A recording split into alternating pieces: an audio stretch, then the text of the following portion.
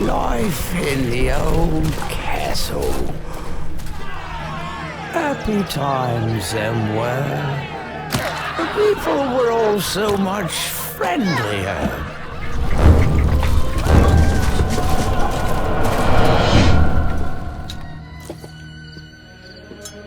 Oh, and how we feasted. And courted the fair maidens as well.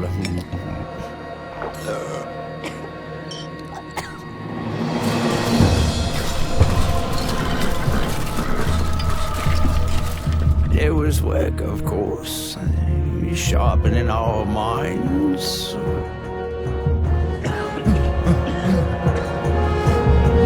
Making us strong.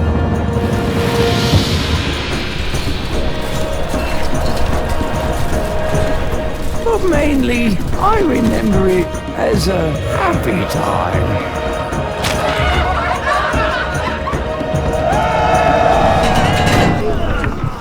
Oh yes, and then there were the neighbors.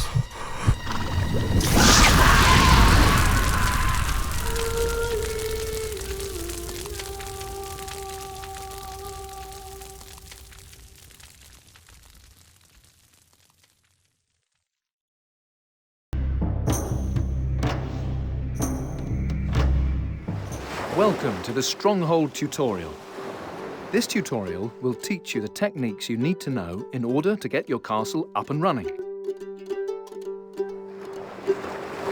The first task is to find a suitable place to build. To scroll around the map, push the mouse pointer to the edge of the screen.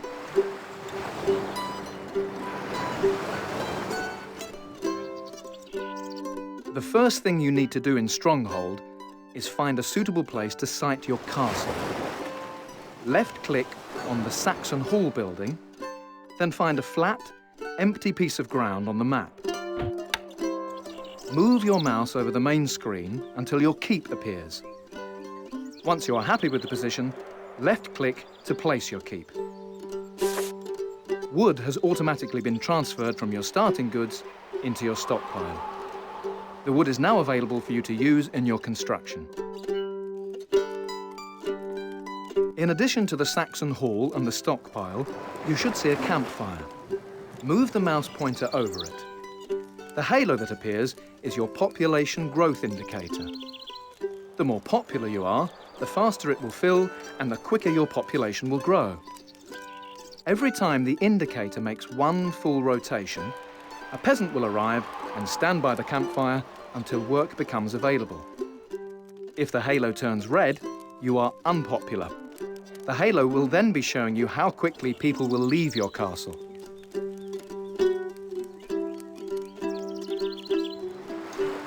On the top left of the screen, you can see that there is plenty of food among your starting goods, but to use it, you will need to build a granary. Left-click on the granary building and move your mouse pointer in the area near the key. When the granary building appears, left-click to place it.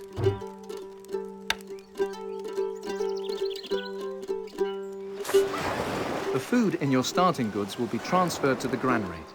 Your peasants now have an ample supply of food to eat.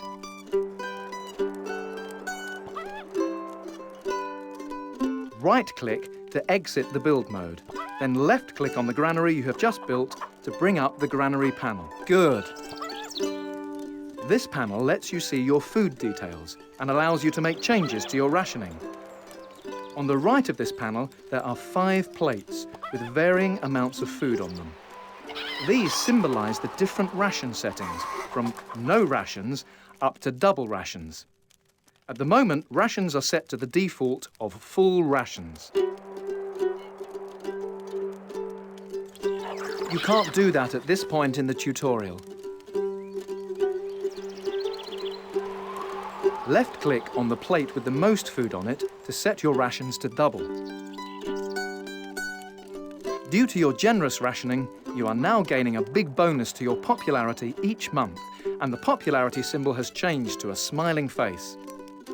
The downside to this is that you are consuming food at twice the rate you were before. You can view the rate of consumption by watching the speed of the bar in the granary, or you simply see the units of food disappear from your granary on the map. Next, right-click to leave the granary and left-click on your Saxon Hall to bring up the Keep panel. This panel lets you view your tax details and allows you to change your tax rate.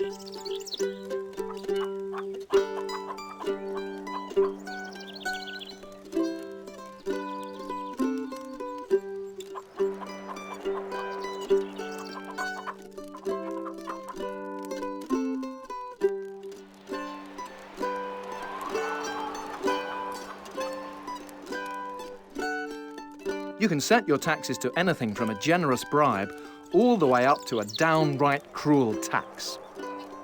Taxes are currently set to the default of no taxes, so you are not gaining or losing any money.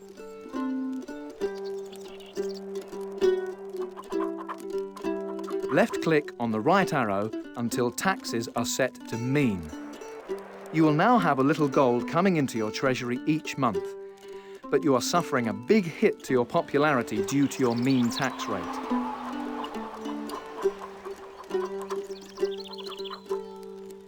Good!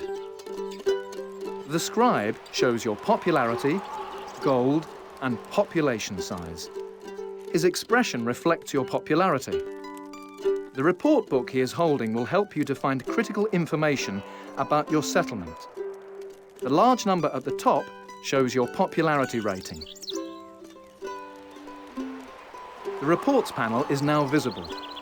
Left-click on the popularity button. Here you see the effects of your actions on castle popularity for the coming month. Making changes to your tax rate and rationing are the two main ways of manipulating your popularity. With popularity over 50, people will come to the castle.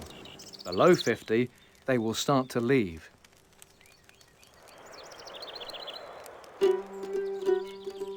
Your tax rate and rations level will now be set to their original starting levels. Now right-click again to leave the report. Now you have a grasp of how to place buildings and manage your taxes, food and popularity. Let's take a look at how to expand your settlement further. Running along the bottom left of the screen are 6 shields. These are the building category buttons, which change the type of buildings displayed on the building selection scroll above them. Move your mouse pointer over these shields. The shields will highlight, and above the building selection scroll, you will see a description of the button. Left-click on the Industry Building category. Hammer. Click on the woodcutter's hut in the building selection scroll and build 4 woodcutter's huts close to the trees. Finally, right-click to stop building.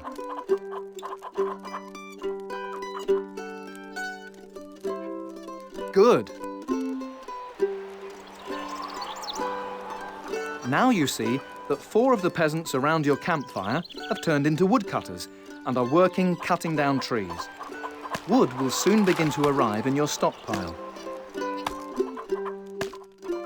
Now you need to start increasing your food stocks. Left-click on your granary again.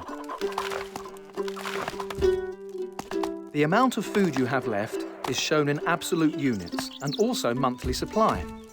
Right-click to exit the... Left-click on the farm building category, apple. Now place 4 hunter posts and the remaining peasants will become hunters.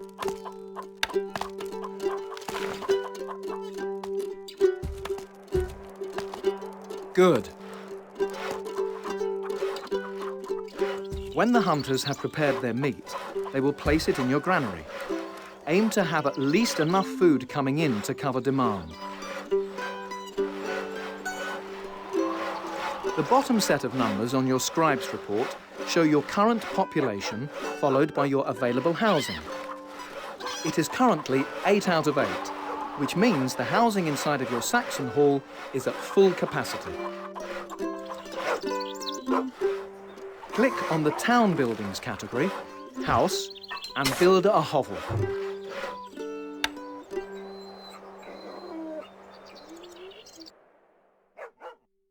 Your available housing will increase and your population will begin growing again. Each hovel you build will hold up to 8 people.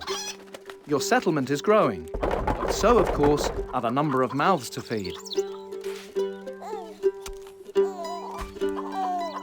Now you will learn a few additional interface controls that are useful when playing the game. To rotate the map, move the mouse pointer into the middle of the screen, then press and hold the right mouse button. The camera interface icons will appear. Move the mouse pointer upwards onto the rotate icon.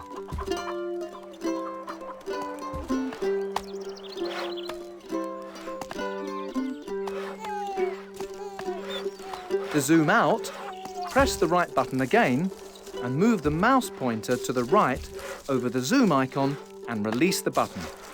To zoom back in, repeat the process.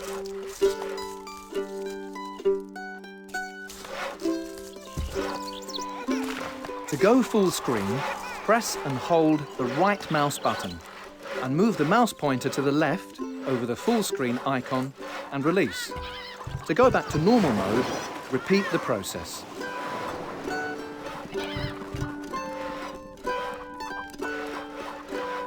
Press and hold the right mouse button again to bring up the camera interface. This time, move the mouse pointer down onto the flatten icon. This will pull down tall objects such as mountains and walls and allow you to see behind them. Release the button to allow the landscape to spring back up.